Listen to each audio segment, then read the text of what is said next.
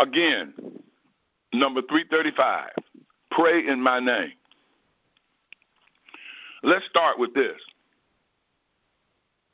Jesus said, seek ye first the kingdom. Now, let's go back and review a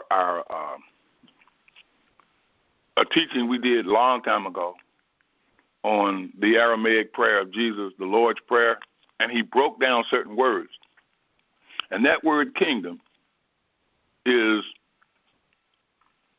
counsel, counsel, like you counsel somebody. Remember we said a king was supposed to be a counselor. Well, that means that a queen was supposed to be a counselor. Same thing. And so we're looking for the counsel of God.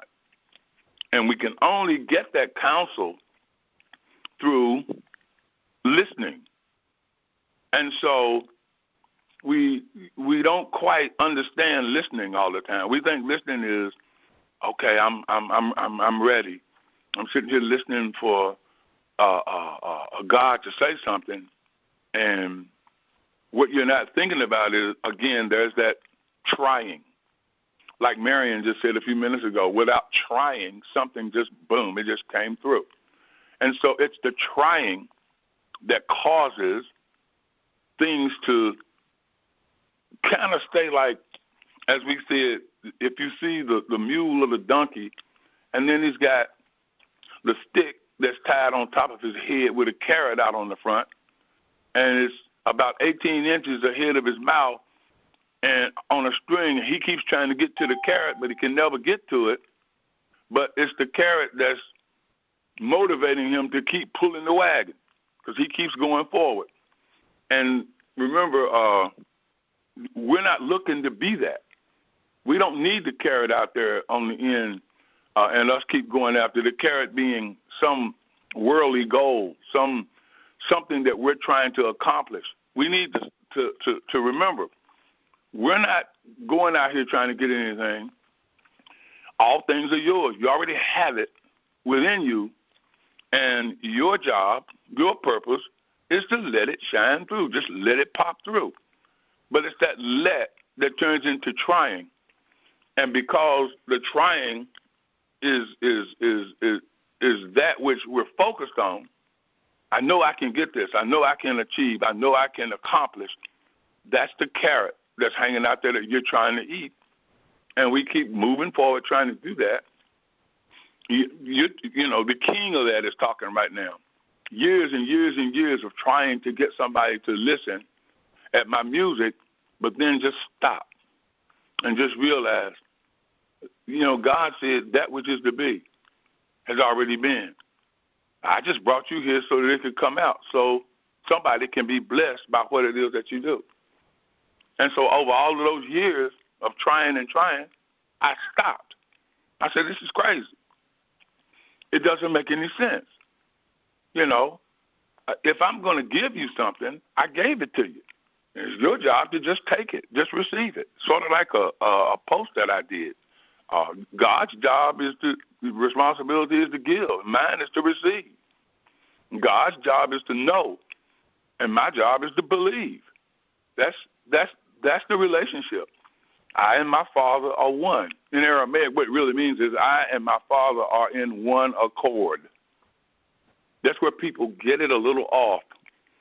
And I just said the other day to somebody, I said, you know, as long as you keep listening at preachers and listening at people that tell you what the Bible says and what it means, and they're telling you from King James, which is a translation that's coming from Greek. The last time I looked, Jesus wasn't Greek. Jesus was from Galilee, Nazareth, and they spoke Eastern Aramaic.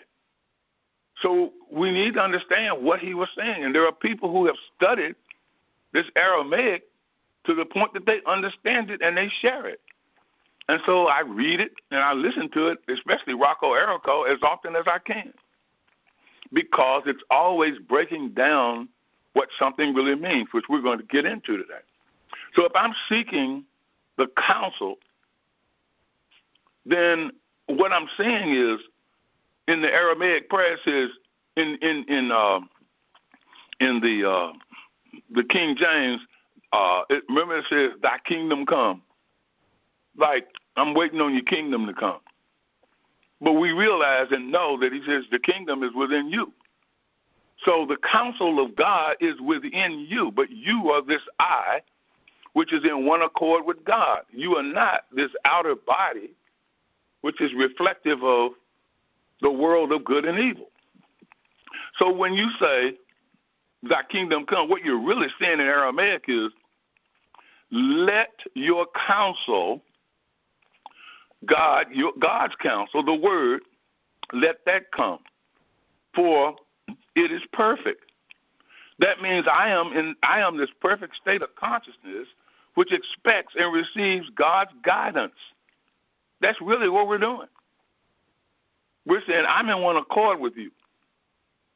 And that means your will is my will.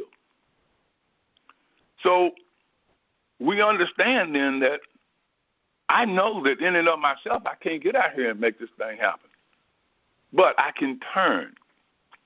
I can turn within, and I can receive, he that asks receives, the voice, the counsel, the word, the direction. Remember, we said in Psalms 32, I have made you to understand. I have led you in the way that you ought to take. That which is to be has already been. I've already done that. Before they call, I have answered. I already made this thing easy. My yoke's easy. All I got to do is understand God has already done it all. I'm in one accord with, I agree with you. And because I'm in one accord with you, this thing is just going to flow from within me, which is all awareness, all perfection, all truth. Can I see it? No. Can I perceive it? Yes. Why can't I see it? Because human nature has caused me to conceptualize this thing to a point where I'm always looking for it. To the left, to the right, all over the place. I'm looking for it, and all I'm seeing is a concept, an illusion, and most of the time filled with error. But as I understand that my inner being is ruling as a parent, a father, a mother. That's what it means by Abba. So now I'm saying, let my loving parent, mom, dad, direct and guide my way. Let this loving parent direct and guide my way. That just takes over everything. I realize there are things that I'm going to have to do today. I may not even know what they are. I don't know exactly in and of my conceptualized self how to deal with some of this stuff. That's what Marianne was saying all these years. And then, kabing, let me do it. Who is me? I, one with God, in agreement with God, in one accord. So now that I understand all of this, it's time for me to pray. Now, that word prayer in Aramaic is the word slotha, S-L-O-T-H-A. It means to trap. Remember now, we're going over stuff that we've done before, that we've heard before, but sometimes we just need to reignite it in our consciousness to understand what we're doing. Because getting down on our knees or standing or walking, or, oh, Lord, in the name of Jesus, please give me ding, ding, ding, ding, ding, is going up and hitting the ceiling and falling back down on the floor. And if you're outside, it just goes up until, it's like, what do they call that? Gravity just pulls it back down. Because those words are without power. Prayer is a state of mind where we still, S-T-I-L-L, we still all personal thoughts and make no attempt to project anything outwardly. We don't try to project a thing outwardly. We don't try to say, oh, that's really a cool car, that's a cool suit, this is that. I'm going to attract that unto me. If you don't understand the law of attraction, you'll wonder, why am I not bringing this thing to myself? Because that's what I have been trying to do forever. In the laws of attraction, I'm in agreement with the law of attraction. No, not really. If I'm trying to bring it to myself like a magnet, that's not the law of attraction. How do I draw things unto me? I think we know what that is. I'm going to say it again a little later, but it's, if I be lifted up, I will draw all men, manifestations unto me. I, lifting up who I am, lifting up the truth that I believe, lifting up the I that I know, lifting up the fact that I am in one accord with God. I draw the good from within me, and it appears out here without me even trying. So, without projecting anything outwardly, how am I doing that? How do I keep from projecting or trying to project something out here? And Jesus said, take no thought for your life, for your personal concept of what you need. Food, drink, clothes, I don't care what it is. You have to take no thought about it. That means forget it. It's done. That which is to be is already been. I already have everything. All things are yours. That thing that's trying so hard to come forth is not coming forth because I keep trying to bring it forth. Well, what should I be doing? I should be still in my personal thoughts about my life. And I should be just realizing if I still on my thoughts, I'm not thinking about anything in the personal realm. There really is no personal realm. That's the illusion of it all. That's the error of it all. You know, if you think these thoughts and you say this stuff, you'll be like God. That's tree of knowledge of good and evil. What? This mortal self that we call devil, that's suggesting that you do something. If you don't do something, this is going to happen and that's going to happen. But if you do something, you'll be like God. You can fix this. And you can't. You really can't. You ever notice that when you follow that particular guidance, that if I get out here and do this, or I can make it happen, you got to keep on. You got to fight. You got to do this. You got to do that.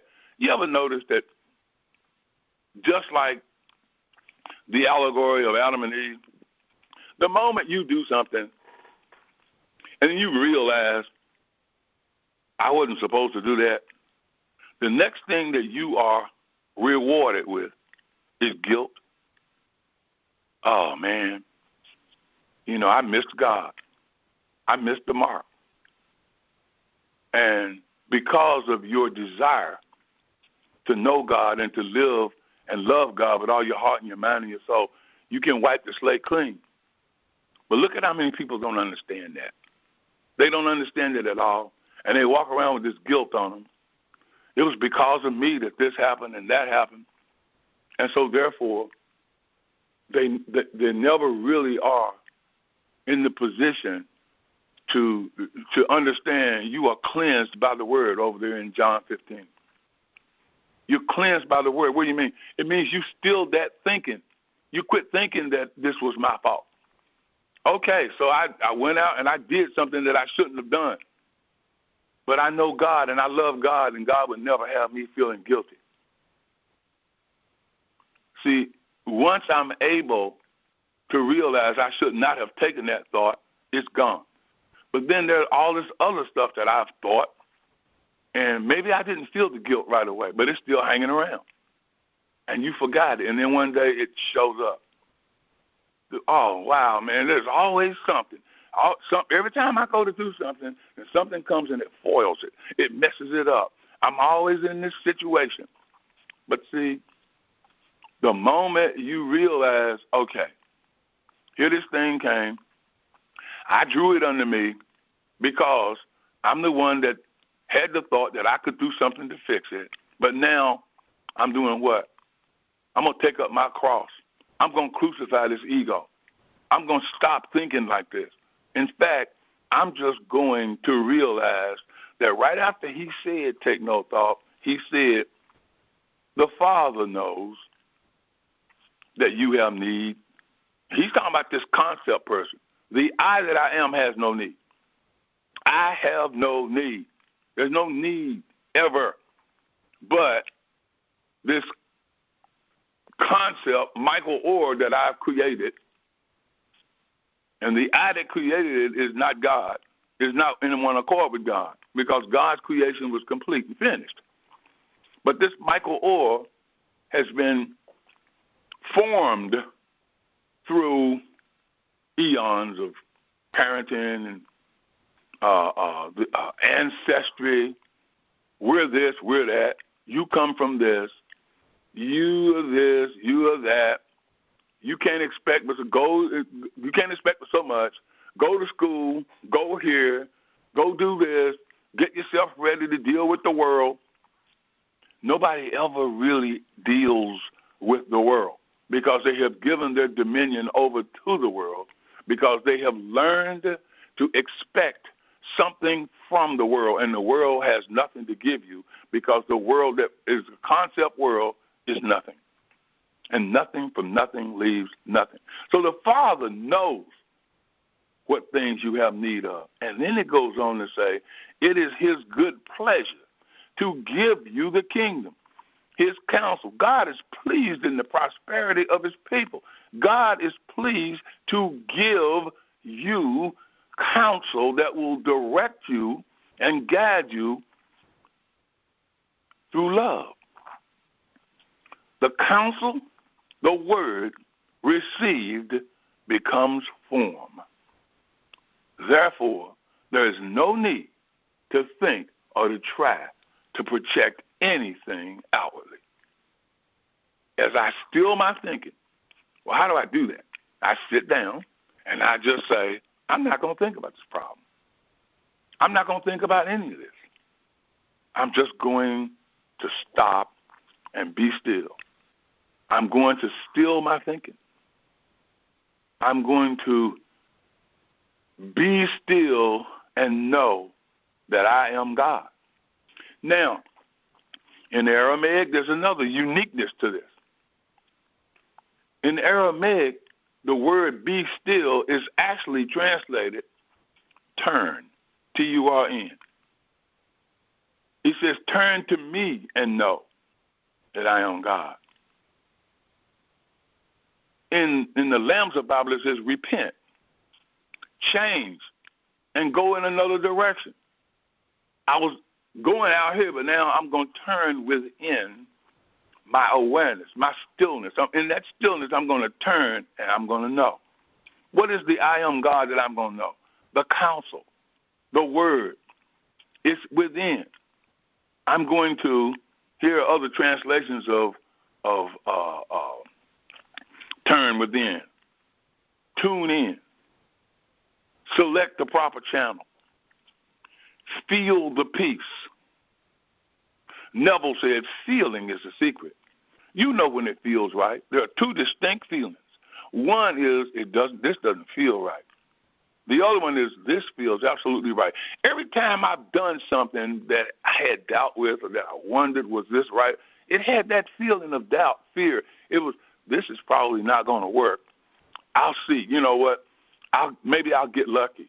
I'll put it out there, and then, you know, people who do that, they don't have success in their endeavors. You know, I'm going to put this out there. It's like what other people are doing. Other people make songs like this, so I'm going to make a song that's similar to that, and people like theirs, they'll like mine. Nope. That's not necessarily so. You know, monkey see, monkey do is not original. God has a unique gift in each of us that God has already worked, and our job is to receive, realize we're in one accord, feel that, and that secret feeling causes something to start flowing from within. Like the man said, open out a way for the imprisoned splendor to escape. Prayer or requests for unfulfilled needs or desires unsatisfied is not true prayer.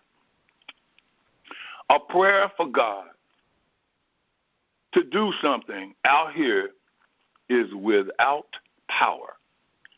Again, let's go over Ecclesiastes 3:14. What God has done is done forever. Creation is complete. Nothing can be added. Nothing can be taken away. 15, that which is to be has already been, and that which has been is now. See, we're going over line upon line, precept upon precept. It reminds me of when my mother or people who had authority, especially teachers, they would say stuff like, how many times do I have to tell you this? And it's like, how many times do I have to forgive my brother? 7? No, 70 times 7. That sounds like an infinity. Yeah, that's how many times you have to turn in and realize my created outer conceptualized self is not quite getting this. But one day it has. It has gotten this. I realize creation is complete. I realize it is done. I realize there's nothing for me to do except be this screen that God wrote on, be this window that God came through. I'm in one accord. I have submitted myself to the power that brought forth an entire universe. That's amazing. That's wonderful. I'm trying to tell God how to run the universe. The earth is the Lord, Psalm 24, and the fullness thereof, the world and they that dwell therein. But I keep trying to tell him how to run her universe. You need to do this over here, God. You need to do that. No, I need to still my thinking about it, and that activates that point in consciousness of listening and receives the counsel, which it is his good pleasure to give. Why? Because he has given it already. He has given it. You know, you might get tired of hearing me say this, but I have been meditating this now for 2 weeks. That which is to be has already been. I already gave it to you. I gave it to you, child. Jesus said, he quoted David. David came into it in Psalm 82 and said, you are God's, children of the Most High. Jesus said, does it not say in your law, you are God's? That's what we are. That means we are in one accord with the divine principle that has brought forth the universe, the world, and they that dwell therein. I don't need to tell the principle of mathematics how to make 2 times 2 be 4. If somebody wrote 5, I just erase it. It's as simple as that. There is not God and you or us. God is appearing as the I that I am, which appears as you and me. There's only one I. There's only one God, and that God is all. That means we are all. There's nothing else. And so the consciousness of the presence of our true self is prayer. When I realize what I am, my true self, and stay with that, I have prayed. God is the life of being. Nothing can be put to it. Nothing can be added. Nothing can be taken away. You see, that which I'm seeking, I already am. When that becomes as natural as putting on a pair of socks, then we know I am still. I'm not giving any thought to how I'm supposed to make it in life. I'm not giving any thought to how I'm supposed to get my unique gifts to be accepted by the public. We'll touch on that in just a few minutes. See, we need to understand the public is already in touch with my unique gifts. The reason they don't seem to express it is I have something called the public and I have something called me, and neither of the two are in line with each other. They're not in one accord as long as my concept is there is something that is out here that is separate from me. You see, that which I'm seeking, as I said, I am. I am the kingdom. That means I am the counsel. I am the counselor. I am the Word, the Son of God, no gender. I am answered prayer. Let's say that one again. I already am the answered prayer. I am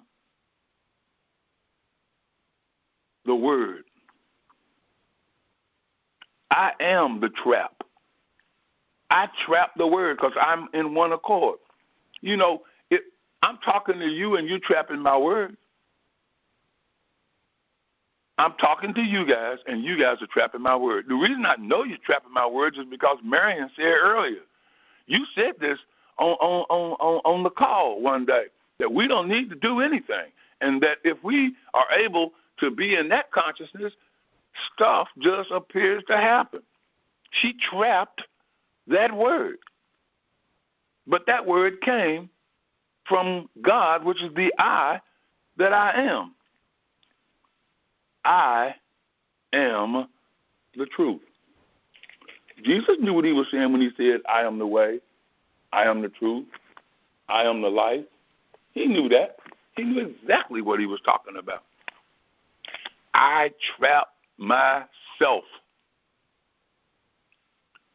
Understanding error is also prayer. Understanding that I am not the illusion. I am the understanding that this is an illusion. I prayed. I am prayer. There is nothing out here. They come and go. They are nothing more than thoughts and ideas that became form. Some good, some bad. It's just a matter of what are you trapping?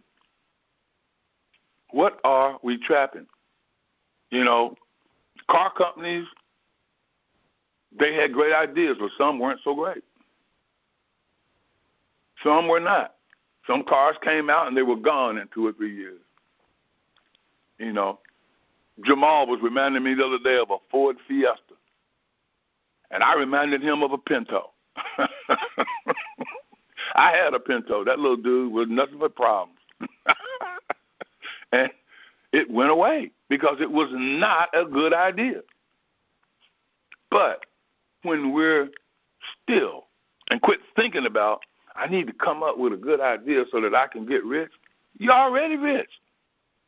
Psalms 112, wealth and riches shall be in his house, in his consciousness. Whatever God said shall be, already is. Wealth and riches are in your consciousness, your awareness.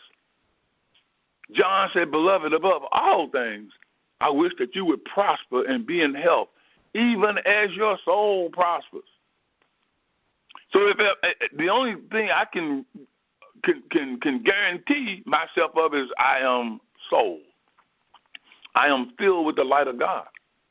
I am the fire. I am he who prays.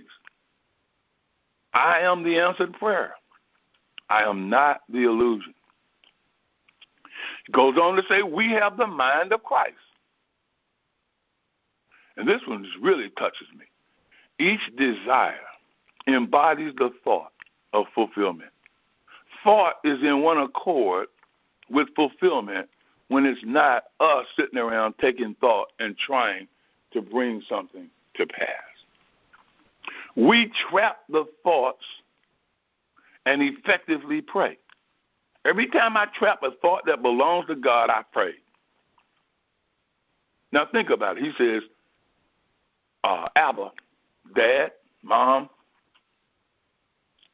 who art in heaven, that means throughout the universe, everywhere, all of the universe. hallowed, holy, wholeness be thy name. What? Yeah, the name of God, I am, is set apart for a specific purpose. That name is set apart for a specific purpose. And what is that purpose? To be that which God has ordained. To be that which God has anointed. There's another word that so many people, so many churches have missed and misunderstand it. They'll say that a person gets up and he sings a song and, you know, his movements, and he's really anointed. The word in Aramaic means appointed. Anointed means appointed, sent. Now think about some of the people that you've seen go out here and the churches have said they're really anointed. They weren't appointed to come out and do what they did. Squalling and yelling and screaming. I can't get anything out of that. All down in the floor and, oh man, the anointing was really high today. It was really powerful. No, your emotions were all over the place. They were just all over the place. They had nothing to do with being appointed. Because I can't ever remember. You know what? I heard Rocco Errico say this, and I agree with it. He said, Jesus never gave a sermon. You know, you guys, if you get a chance, go on YouTube and pull up the clip. I think it's called The Council of Heaven. It's by Rocco Errico. And he said Jesus never gave a sermon. They call it the Sermon on the Mount, but that's not it. Jesus was just talking. He was just sharing. You know, he didn't have anybody standing around waiting to take up an offering and have people jumping and doing all of these crazy things. He didn't have any of that. He was just sharing. God is in you, and God has already done everything. He was saying, your God, Father, your will, which is interpreted wish or desire, your desire be done or is done in earth as it is in heaven, throughout the universe. God's wish and desire is done throughout the universe. My job is to be in line with that. Isn't that wonderful? We trap that thought.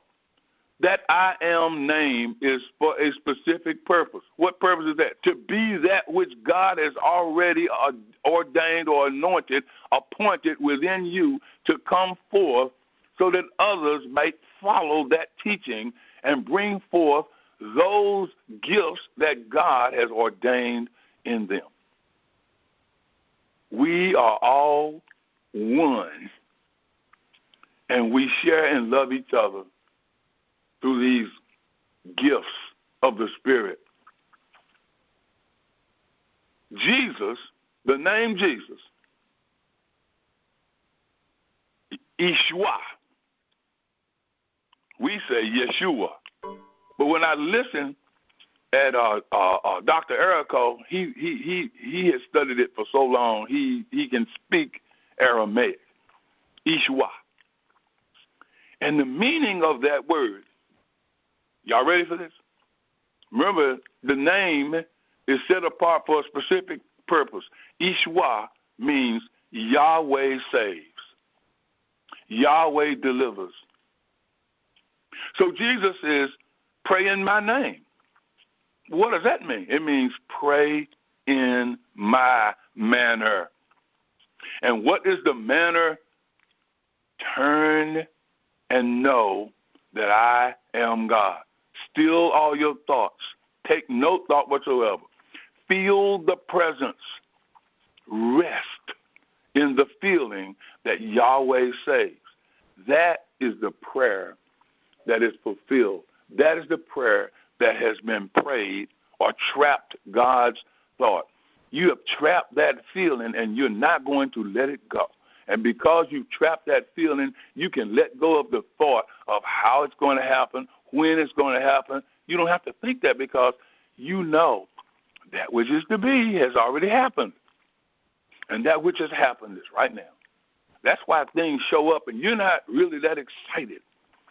You're not really that, oh, wow, you're all over the place. No, because you know it already happened.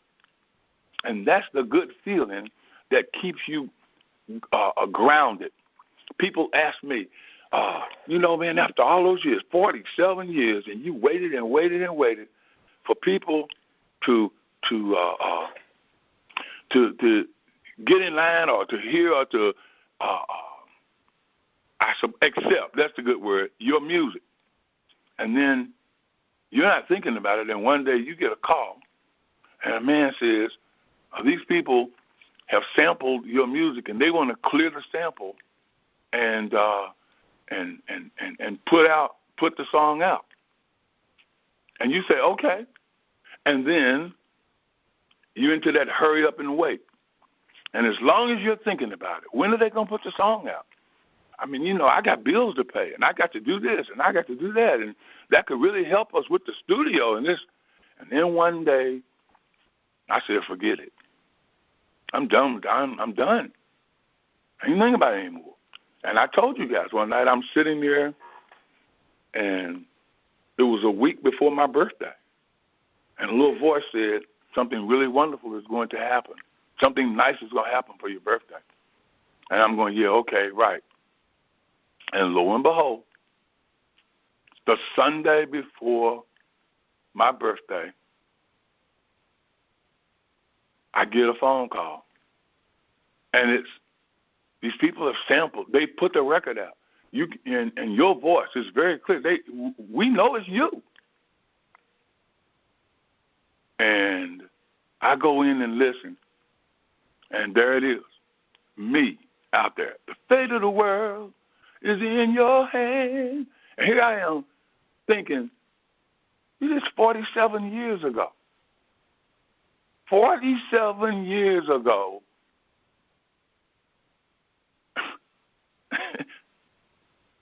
in 1975. Well, it'll actually be 47 years in, like, October, but that's okay. One day is as 1,000 years, and 1,000 years is as one day. And when I hear that, and a guy called me and said, man, it sounds like you did that yesterday. I'm like, man, you got a much bigger God than you think, buddy. You see, I prayed in this manner. I let go of thinking about it. I let go of how badly I needed it. I let go of thinking about when is this guy going to finally do this? And it always comes up, these guys do this, and then they just never, ever come through with what it is that they say they're going to do, and then there you are. And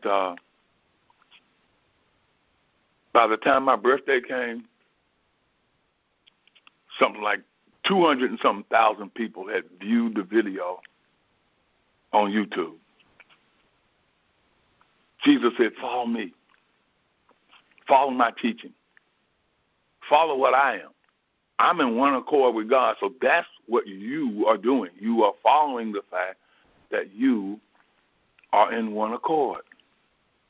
You see, I was at the studio, what's today, Thursday? I think it was Tuesday. Monday or Tuesday, I can't remember. And a friend from West Virginia got in touch with me and said, RZA and DJ Scratch, the people that did the production, are going to be on Good Morning America. And they're coming on in 2 minutes. He sent me this message in Messenger. And so we have a television at the studio. I cut it on, and they bring on these two, RZA and DJ Scratch, and interview them. But as the interview started, before they started talking, they showed the video, about the first 10, 15 seconds of it. And the first thing you hear is, the fate of the world is in your hand, in your hand. And I'm like, wow. And then somebody asked me, later on, are you excited? I said, no. I was excited 47 years ago. I'm not excited now because I've been meditating. That which is to be has already been, and that which has been is now. It always was that way. I realized I answer my own prayers. You see, Jesus was given a name, Ishwa, Yahweh saves. That's higher than any name. And at that name, every knee will bow and every tongue confess that Jesus Christ, Ishwa, the anointed, the appointed, is Lord. There's only one, and praying in my name is the real prayer. I want to read you something from Lillian DeWater's book, The Practice of Reality, and it starts on page 31. One must come to see that inasmuch as we are all, we give to ourselves and we receive from ourselves. This giving and taking constitutes our self-existence and self-support. Ever before should be the immovable platform and axiom. Besides me, the self, there is none else. For instance, if you desire employment, who is to give it to you? None but yourself. If you have something to sell, who will be your buyer? None but yourself. I am the one who sells and the one who buys. I am the one who gives and the one who takes. Through this activity, I am self-supporting. If I wish companionship, who is there to supply it? None but I, myself. If we deal with mind, with people as another, we give to them the power which should rest only in our hands. Verily, this is my dominion and authority, to govern and control my experience from the standpoint that I alone am its creator. Who are those who come to me as my companions, friends, or associates? So far as I am concerned, they are my consciousness, but to themselves they are the self. Until we see that our experience is but our creation or consciousness, we do not think of it as such, nor recognize ourselves as its creator. Therefore, until one is fully awake to this realism, he is more or less at the mercy of his creation. Thus, he may create a Frankenstein which later turns upon him. It can now be seen that the devil, mortal mind, or error, which in the past has received so much attention, has been nothing at all but one's own creations, which, because not known as such, resulted in so much misunderstanding, havoc, and tragedy. Whether or not we are aware of it, we are creating all the time. And until we do admit this liberating point and take our position as the maker and creator of it all, we are at its mercy. Thus, no wonder hopes have been thwarted, desires do not come to pass, and experiences fall so short of peace, harmony, and prosperity. One must look to himself. He is his creator of good. He is his own supply of wealth and abundance, prosperity, and success. As soon as one is willing to relinquish all other teaching, all other instruction, and all other beliefs, and seek only for his own self and being to be revealed to him, the illumination and revelation shall not tarry, but shall be found intact and at hand. Ever the self must discover itself to be all-sufficient, self-supplying, self-sustaining, self-existent. Thinking from this basis, this absolute principle and reality, we shall know the self to be the mighty Father, the everlasting Savior. Remember, Yahweh saves, Ishwa. Therefore, the redeemed, those who look to self to include perfection, shall return. Everlasting joy shall be upon their head. They shall attain gladness and joy, and sorrow and mourning shall flee away. Isaiah 51:11. When we have allowed ourselves to be our Savior, our all in all, then the sun shall be no more thy light by day, neither for brightness shall the moon give light unto thee, but the Lord, your own self, shall be unto thee an everlasting light, and thy joy, thy God, perfection, thy glory, thy people, totality, also shall be righteous. Isaiah 60:19 and 21. In closing, pray in my name. How? If I be lifted up, I draw all manifestation unto me. Pray in my name, in my manner, in the way I did things. And how did I do them? I stilled my personal thoughts, and in that stillness, I trapped the idea, the word, the feeling of God. I prayed, I answered, and so it is.